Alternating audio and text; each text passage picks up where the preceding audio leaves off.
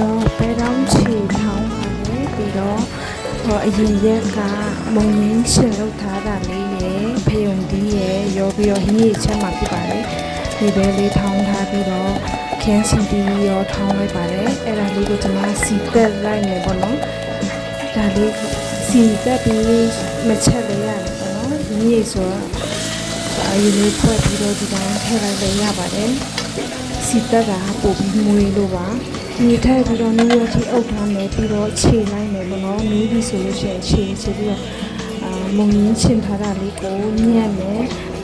ပြီးတော့ကျွန်မအရန်ချင်တာကြောက်တဲ့အတွက်ဒါကိုရေနစ်ပြီးမှကျွန်မထည့်တယ်ပေါ့နော်ကြရချင်းချင်းလေးကြိုက်တယ်ဆိုရင်ရေနစ်စရာမလိုပါဘူးအဲဆိုရင်စားလို့အရင်ကောင်းပါမယ်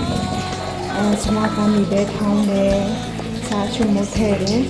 ပြီးတော့မြုပ်တီးအနီတောင်းလေးတွေထောင်းတယ်ပဲတောင်းချီလေးတွေထည့်တယ်ထည့်ပြီးတော့ညံ့နေအောင်ထောင်းတယ်ပေါ့နော်ဒါလည်းကျွန်မတို့ရိုးရ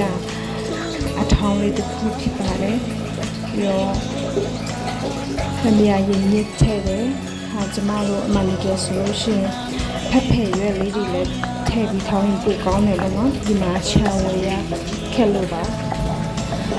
လေးကိုကျွန်တော်တို့ချင်းချင်းဆက်ဆက်လေးရယ်ဟင်းရည်လေးရယ်ဆိုတော့ထမင်းမိန်ပဲကွက်တီပေါ့နော်